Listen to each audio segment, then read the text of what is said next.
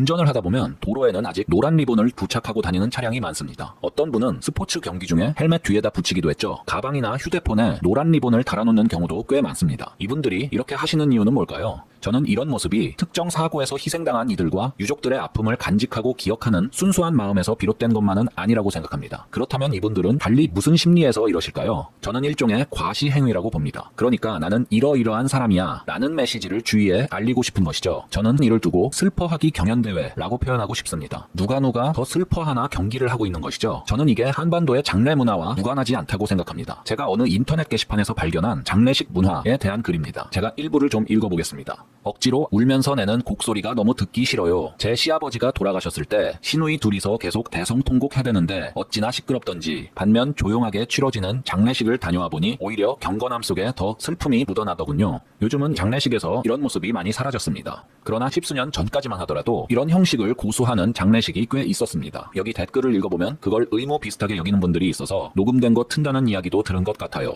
저도 곡소리를 트는 장례식을 몇 번 가본 경험이 있습니다. 어떻게 보면 슬픔을 억지로 쥐어짜내는 것보다 차라리 녹음기를 트는 게 더 낫다는 생각을 합니다. 이런 슬퍼하기 경연대회, 과시형 슬픔 현상의 궁극적인 형태는 북한에서 관찰할 수 있습니다. 일단 북한의 최고 지도자였던 김정일이 죽었을 때 운구 행렬에 반응하는 평양 군중들의 모습을 담은 비디오를 감상하시겠습니다. 일승의 애국제력으로 민족의 존엄을 지켜주시며 와 우리 인민의 최고 용도자 현실을 이 땅 위에 기어이 펼쳐놓고 장군님께 보여드리겠습니다.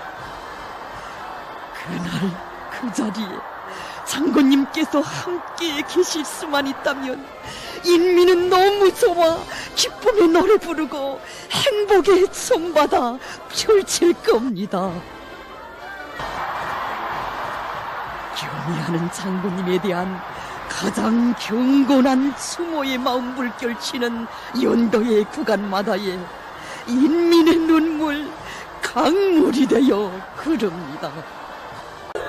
장군님께서 꼭 봐주시겠다고 하신 사랑의 제목을 읽고 저희들이 왔습니다.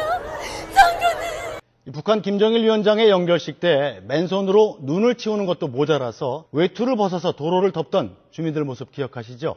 아무리 슬퍼도 정상은 아닌 것 같은데 다 이유가 있다고 합니다. 정유미 기자입니다. 김정일 위원장을 추모하기 위해 김일성 광장에 모여든 북한 주민들. 한방 눈이 쏟아지자 어른아이 할 것 없이 빗자루를 들고 심지어는 맨손으로 눈을 치웁니다. 장군님, 가슴 터지는 이 슬픔 속에 우리 아이들도 일찍이 소리 들었습니다. 입고 있던 외투를 벗어 화환과 바닥을 덮습니다. 눈이 쏟아지던 지난달 28일 영결식. 김 위원장의 운구차가 지나가는 도로에도 주민들이 벗어놓은 외투가 겹겹이 쌓였습니다. 집에 있던 모포까지 가지고 나왔습니다. 외투를 벗은 주민들은 추위에 떨며 운구차를 기다립니다. 어버이 장군님, 이 모습을 보십니까?